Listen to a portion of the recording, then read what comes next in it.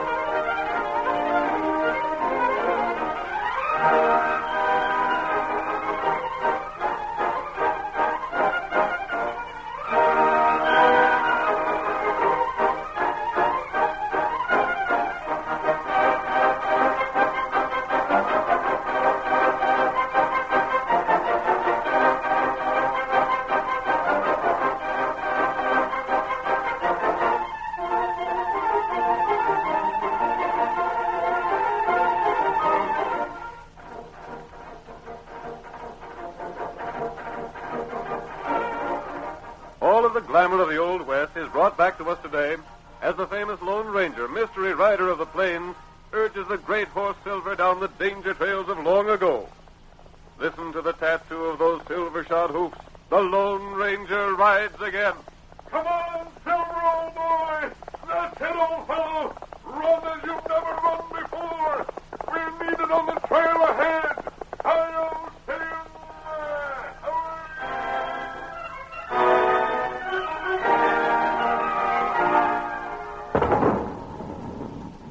That thunder of cannons was the signal for the start of the first thrilling ride of the Pony Express in the year 1860. The route extended from Missouri to California. For 2 years, the most highly skilled young horsemen and the fastest mounts carried the mail across the country in record time. 24 hours a day, the Pony Riders urged their fleet little horses along the trail at top speed. Stations were established every few miles to furnish fresh horses for the racing riders. Our story begins as we see a foam-flecked horse pull to a stop at the end of his run. There he is, just on time. Slap that saddle on a fresh horse and let me be on my way. I'm out to make a record. Bill Cody just passed here in the eastbound I'll run. beat his time if I have to break my neck trying. Want some hot coffee? Not this time. Hurry up with that saddle. Cinch it up tight. I got some important papers this trip. Yeah? What are they? I don't know. Something for Silver Gulch. This particular load's just got to get through fast. Sam takes the mail from you at the next station, don't he? Yeah. What's taking you so long about that horse? Hurry up there. Watch out for engines ahead. I'm watching all the time. Your horse is ready. That's the ticket. Well, I'm on my way. Hup, get him on there, boy.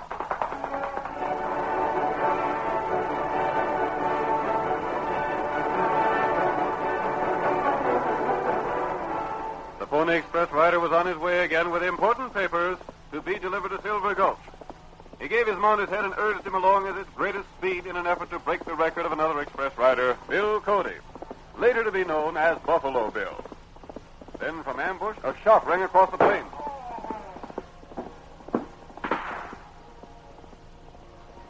The Pony Express rider fell headlong from his horse while the animal continued down the trail alone. In the meantime, the Lone Ranger and his faithful Indian companion, Tonto, had made their camp along the route at a point several miles beyond the spot where the express rider had been ambushed. As the riderless horse flashed past them, they ran out on the trail looking for some explanation. That Pony Rider horse. But where's the rider? Me not know. Maybe him fall off. The Pony Riders don't fall off their horses, Tonto. That's right. And that horse isn't running away. It's galloping right along the regular trail. Something's happened. Maybe that's right. Here, Silver. What you do, huh? It's about 8 miles to the station where the horses are chained. We're going back there, Tonto, and see what's happened to the Pony Rider. And that's good. When anyone interferes with the mail, it's something serious. You think someone do something? The only way to get a Pony Rider from his horse is to shoot him off. Yep. Come with me, Tonto. Tonto, ready. Come on, Silver.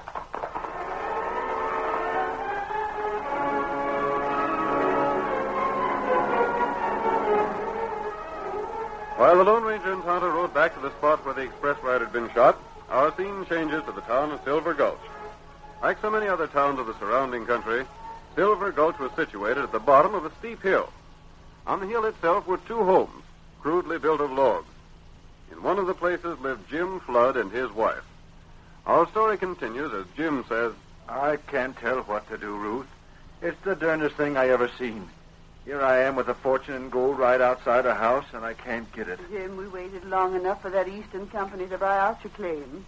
I don't reckon they ever aimed to buy it. I sort of figured from what the examiners said that it wouldn't be no question but what they'd buy us out, same as they done with all the other good claims. I'd say we'd better sell your land to Harv Riggs and get what we can out in it. Come out back and take a look at the claim, Ruth. I've seen it 100 times. But maybe we can figure out some way to get the ore out.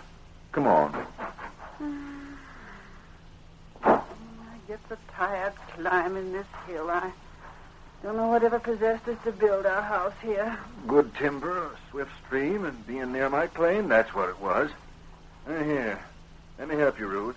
You'll like to turn your ankle on this loose rock. I'll get along better alone. What's Harv Riggs' last offer? Just $150. Including the house? The whole works. House, land, and gold claim. Ain't much. Ain't nothing at all to what the claim is worth. The worst of it is these rocks are so doggone loose. I send them sliding down on Riggs' place every time I stick a spade into the ground. And you can't get to pay dirt without spading. No. What's that paper Riggs has got from the law? Something called an injunction. What's it do? Just about ruins me, that's what. It keeps me from doing any digging here. Every time I dig, I send the shale down on Riggs' property. So he got this paper. Next time I dig, I go to jail. There's Riggs coming up the hill now. Ornery rat. Hey, Floyd. Hello, Riggs. I just stepped outside your house by the rocks that slid past my place. Yeah? All over my proposition. To buy your place? Buy mine or sell me yours. Ain't no ways an even proposition. You offer $150 for mine and ask $1,000 for yours. That's the deal. And mine has gold on. Well, can't get at that gold, though, can you? Thanks to you and your doggone legal papers, I can't. Jim, why can't you build a fence and keep the rock from sliding down? Sorry, ma'am, that won't do. You could build a dozen fences and it wouldn't do. It'll stop the sliding rock. Yeah, if only that paper don't make no mention of fences. It just says that you can't dig, and that's all there is to it. Why, you ornery polecat. You're just trying to force me to accept your proposition. That's right. But look here, Riggs. $150 for my land's nothing at all. Why, them Eastern mining men said it was worth at least $20,000. They ain't offered you that much, have they? Well, no. But they might. It takes time for the mails to get here. You won't get no such offer. Like as not, that's fool's gold anyhow. Ain't neither. Well, buy me out for $1,000. That's a good bargain if your place is worth $20,000. All right, I will. $1,000 cash money. But now, wait, Riggs. You know blame well I ain't no cash. Cash is what I'm after. I'd have it blamed soon if I could dig that land. The paper says you go to jail as soon as you start digging. Look here, Riggs. I'll make a deal with you. I'm listening. I'll pay $2,000. That sounds good. But not cash money. I'll give you $2,000 if you let me dig my land to get it. That ain't no deal. The law says you can't dig. But I could if you was to let me. I'll sign a paper pledging $2,000 to you, and you have the judge take the paper back, call that injunction paper. No. Your place ain't worth $500. What more do you want? I know a good thing when I see you, Jim. Reckon I'd be a blame fool to let this chance go by. Sooner or later, you'll have to sell your land, won't you? Why? Sell it or starve. And I don't reckon anyone would buy it with me holding this injunction. You better sell to me while you got the chance. Because maybe when you want to sell, I won't be willing to go as high as $150. Polecat, that's what you are. You know just enough about the law to use it to your selfish ends. You're misjudging me, Jim. You're the one that's being selfish. You're like the dog in the manger. You can't use the land yourself, and you won't let no one else use it. Well, I can wait. I reckon you'll sell when you begin to get good and hungry.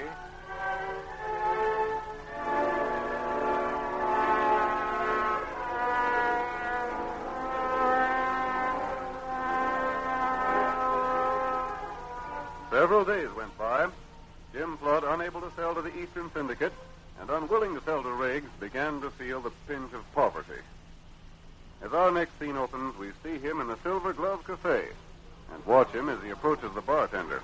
If you just let me have a little more credit, Steve. I'd like to, Jim, but you already owe a sizable amount here. But it's grub I want. Little tain't liquor. Don't you see? Food costs money, Jim. I'm afraid your credit here's come wore out. You won't give me none, Steve? I reckon not. You ain't heard from that Eastern company, have you? No, not yet. Well, I didn't figure you would. Riggs was talking about the fool's gold you thought was genuine. Riggs, that ornery. He says that you never'd hear from that company. Says we'd be foolish to let you have more credit. We never'll get our money. Riggs is trying to make me sell out to him. That's why he's saying them things. Well, maybe you better had sell out. For $150? Oh, Steve, you know what my place is worth. Well, it ain't worth much if it's got fool's gold on it. Let me tell you something, Jim Flood. Yeah? If you don't sell out pretty quick, me and Sam over in the general store is going to have to go to law. I suppose that's Riggs' suggestion, too. Well, it's a good one. You owe us both considerable money. It's up to us to get it. We can force you to sell out if we have to. Pardon me. Oh, yeah. What did it be, stranger? I happen to overhear you two talking. I reckon we was talking a little too loud. Who is this man, Riggs? What do you want to know for? Who is he? He lives up on the hill a ways, just below my house. I've heard something about the situation on that hill. Your name is Flood, isn't it? That's right. What's your handle, stranger? Suppose you call me friend. Friend? Huh.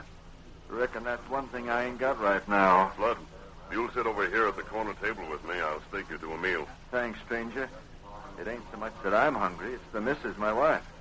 She's home. When you go home, you'll take food to her, Flood. I ain't taking charity from no stranger. You're looking for word from the east, aren't you? Yeah? Hey, stranger, you sort of talk like an Easterner. Is that where you're from? Fix up some food for Flood to take home when he goes. You'll be paid for it. Are you from the Eastern Mining Syndicate? Suppose we sit over here at this corner table and talk.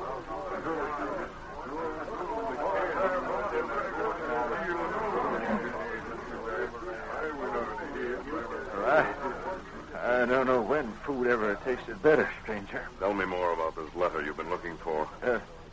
Seeing as you ain't from the mining company, I reckon I ain't looking for no letter. Just what was it to be? Well, I reckon there ain't no use talking about it now. I sort of hoped I might get an offer for my land. I can't work it on account of its being on a hill. The stone falls down on Riggs' land. I heard about that. He has an injunction that prevents you from working your land. Yeah, that's right. He wants to buy your place from you. For $150. Huh.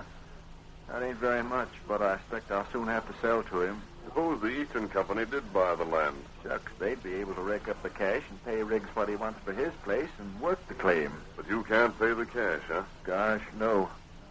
I can't even raise the price of a square meal no more. How'd I ever get $1,000? I'd like to see Harv Riggs. Oh, he'll be coming in here real soon, blowing off his mouth and bragging how he put a slick deal over on me. You just stick around, stranger, and you'll see him.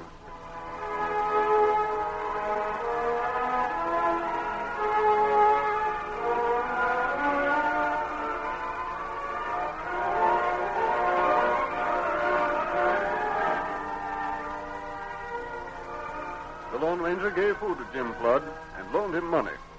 Then, covering his disguised face with his mask, he left town and rode to the small, well-concealed camp where Tonto waited for him. Oh, there, fella. You fine feller? Yes, Tonto. I found Jim Flood in the cafe. Oh. What him like? He's all right, Tonto. And he's up against hard luck, mighty hard. Oh? I also saw Harv Riggs. That good. He came in before I left. Him feller you want? Yes, Tonto. He's the fellow the Pony Rider described to us. Him feller who shoot Pony Rider? Tonto, Harv Riggs is our man. How you prove that? With the Pony Rider dead, I don't see how we can prove that Harv Riggs is the one who stole the mail. Unless we succeed in the plan I have in mind. What? That? The Pony Rider told us Riggs stole one letter from the mailbag. Then him leave Pony Rider. He left the rest of the mail as it was, strapped to the back of the rider. It looked like Indians had done the killing. I think the paper Riggs stole was an offer from the East to buy Jim Flood's claim. What we do? Unless Flood has that paper, he'll sell out for practically nothing. Then Riggs will sell to the Eastern Corporation. I want to find that paper, Tonto. Must be someplace in Harv Riggs' house. You'll have to go there tonight and search the place. Me do. We'll watch. You go in when Riggs leaves. Then when we've got the paper, Tonto, we're going to stake a claim of our own. We'll stake it on that same hill, higher up in Jig and Flood's place.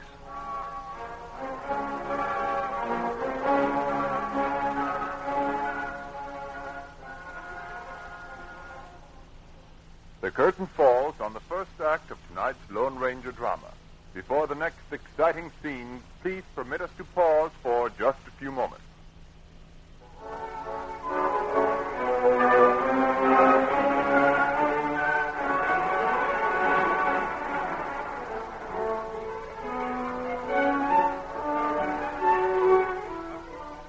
Now to continue our story. You will recall that in the first act of our Lone Ranger drama, Jim Flood found himself unable to work his mind or sell it because of the opposition of his neighbor. A letter to Flood from the Eastern Syndicate was stolen by Riggs before it reached its true destination. Riggs had also won an injunction prohibiting Flood working the claim on the grounds that loose rock endangered his property. At this point, the Lone Ranger took a hand in the affair by giving financial help to Jim Flood, the famous masked rider determined to bring Riggs to justice. That night, Tonto entered Riggs' home in search of the missing letter. In the meantime, Riggs had gone to call on Jim Flood. We hear him as he raps on the door of Jim's home. Evening, Jim. I figured you might want to talk to me tonight. Oh, you. Well, come in, Riggs. Come in. Heard you was having hard luck in town today. You knew I was going to have hard luck before I went there, Riggs. It's your talk that's had them shut off all my credit everywhere. Well, you can't blame a man for being a shrewd business dealer, can you, Flood? I'd almost sooner starve than sell out at your price. And so would I, Jim. Tell Riggs we ain't going to sell. No, I can't do it, Ruthie. I reckon we ain't no choice but to sell out to this polecat and try and find new diggings somewhere. When them victuals that man from the east brought us is gone, there won't be no more. No money to buy none with. And no credit. $150 is a lot of cash, Jim. Don't you take it, Jim. What'll we do when the 150's gone? We won't have nothing then, not even this house and a claim. All right. I reckon we can find something to do. We'll settle down in the valley. No need to worry, Jim. I'll give you a job working for me. I'll make that part of the deal. I'll pay you $150 cash and give you a job. Now, that's fair enough, ain't it? I reckon so. I guess our dreams of being wealthy won't never be more than dreams, Jim. Some people just ain't cut out for well. That's the way to look at it, Mrs. Flood. Now, here, I got a paper all made out.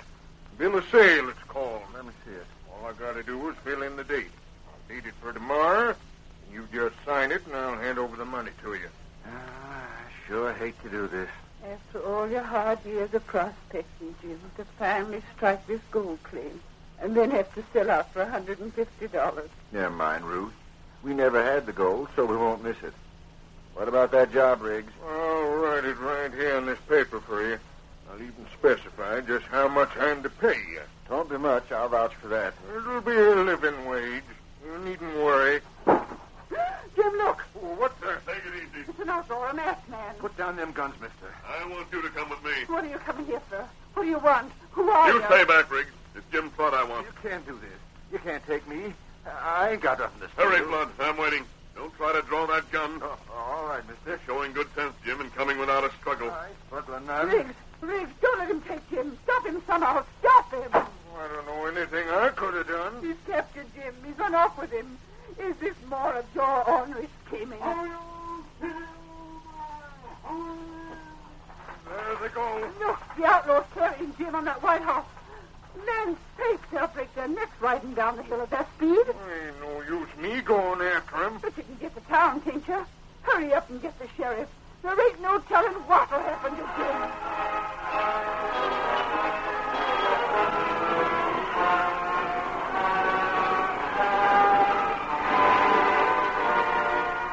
The Lone Ranger made Jim a captive, but he took him only far enough from his home to explain a daring plan to the miner.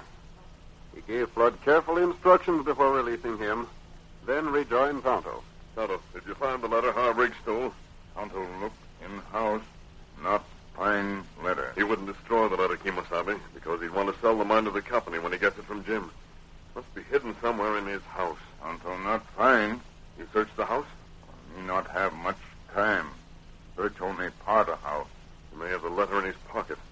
We'll go ahead with our plans anyway. I think he'll produce the letter when the time comes. Not good. I told Jim Flood just what he's to do, and he's agreed to do it. Ah, He's on his way to talk to his wife right now, and in a few minutes, I think we'll see them leaving the house.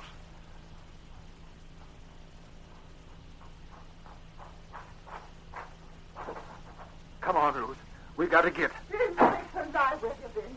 Oh, I was that much afraid. What did that masked man want to... Rig's gone. Yeah, a long time ago, but you where you been? Ain't no time for talking. I can't explain things now. We got to travel downhill fast. Don't ask no questions. Just take things to where and come on. But why? Landslide, that's why. I've been hearing rumblings on the hill. I ain't heard nothing. Your ears ain't sharp enough then. Now, come on, Ruth, and get some things together. It's too risky to stay here tonight. Jim Flood, have you took leave of your senses? No, here, take these things. Where are we going? We're going to put up for the night at the hotel in town. You have gone loco. First that masked man runs off with you. Then you come back shouting things about a landslide coming off tonight. And now, without a cent of cash money and no credit, you talk of going to the hotel. We got some money. Where did it come from? It was loaned us. Come on now, let's get going. The sooner we get to town, the better.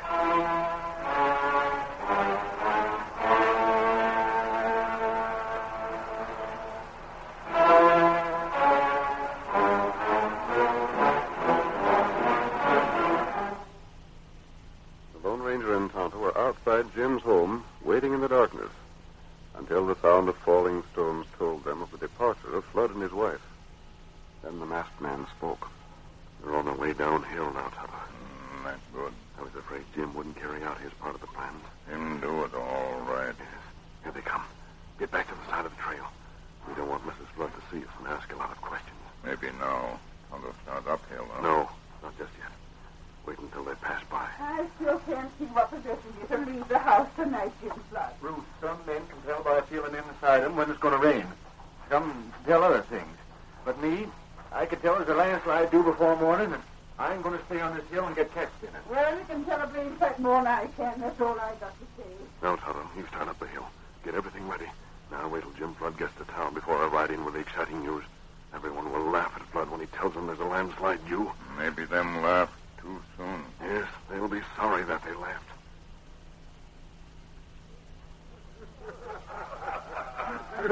Where do you feel the landslide? In your bones, Jim? All right, Dad. That's a lot of you.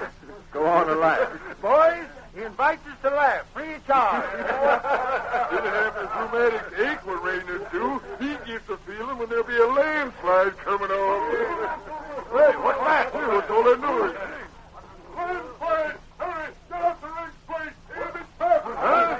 Oh, what did I tell you? What sort of trick is this? Come outside! See for yourself! He's me! What's the man for? Who is he? All Riggs from his past! Come on! We better go and have a look anyhow. Slide is bad, it might wreck the town. I tell you, boys, it'll ruin the town if it's a bad one. It's the trouble with having a town where this one is. Wonder why Riggs don't know about it. He didn't have the feeling of it like I did. You might have warned him, Jim. You laughed like the same all you men did. That is! The masked man was right. Why'd he go to? Boys, we gotta rescue Harv Riggs. We gotta get to him somehow. Get your horses! Come on, boys!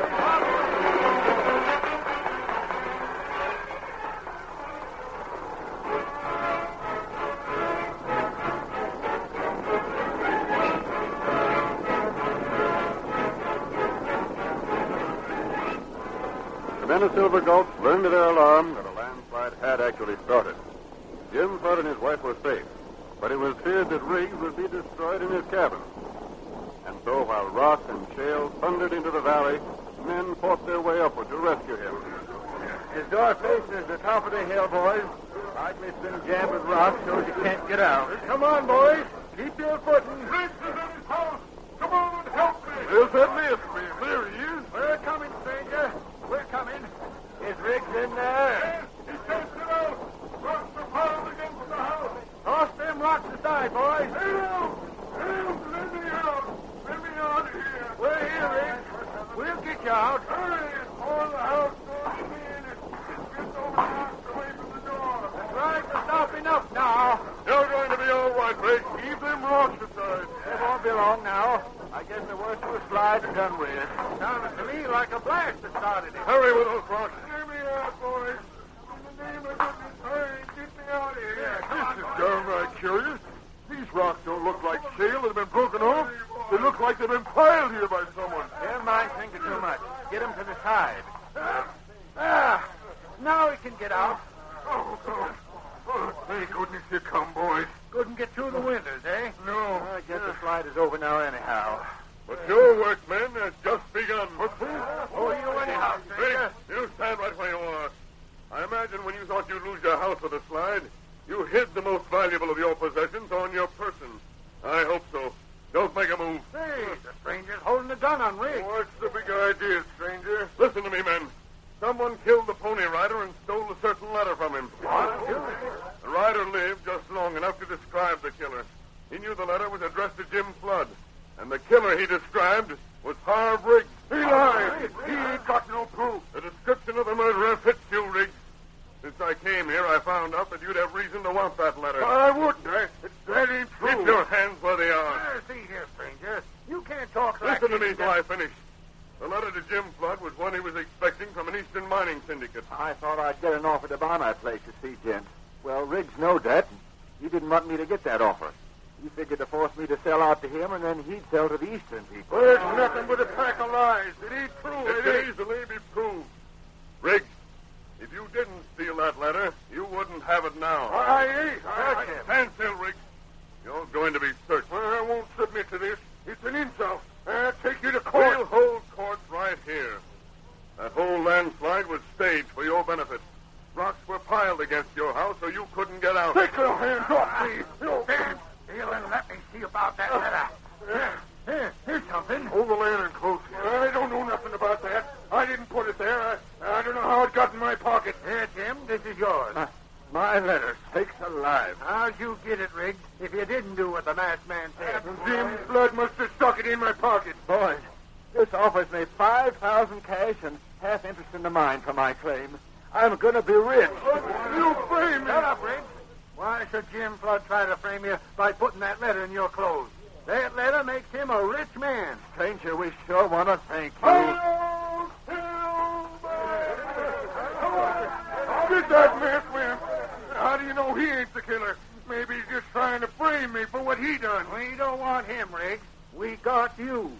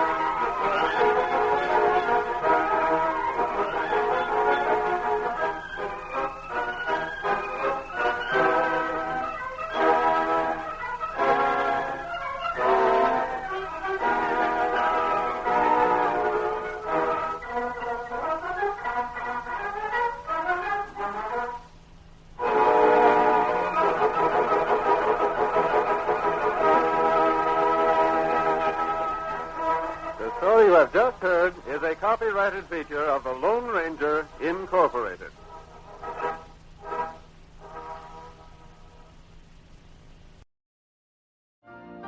You've been listening to the OTR Gold Network. Find more classic radio at otrgold.com.